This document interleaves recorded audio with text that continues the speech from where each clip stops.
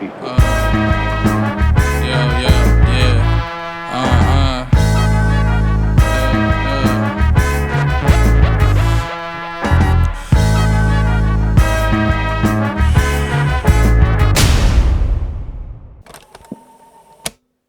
I lost my wallet last week, and it fucking sucked. The one other time I lost my wallet was when I was 17 in the Toronto airport. I got through TSA, then somehow misplaced it while waiting for my flight. I hopped on the plane to fly back to America, and only after I landed and got back to my place, I realized my wallet wasn't in my bag. My stress levels were through the roof. I was fucked up over it for multiple weeks. Even after doing everything I could by calling the airport, canceling my cards, getting a new ID, the stress lingered for way too long. It decreased my quality of life for like a good month. Last week when it happened again, I tried having a different approach. I tried having the opposite approach by meditating and accepting the fact that it'll show up if it shows up. I still went to check all the places where I had it, but I adopted a mindset surrounding the idea that if I don't find it, it's not the end of the world. It sucks, but I'll accept it and move on. I outlined a plan for what I needed to do if it doesn't show up, and as I'm about to start, I end up finding it. Don't ask me where.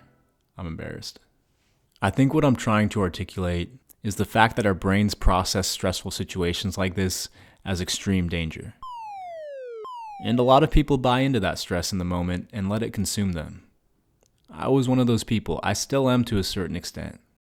And don't get me wrong, I think it's good to be stressed out about something like this happening because it reminds us, or teaches us rather, that we need to have a better system in place and learn from the situation. Honestly though, a lot of times our reptilian complex, aka our lizard brains, they process these situations as real fucking danger.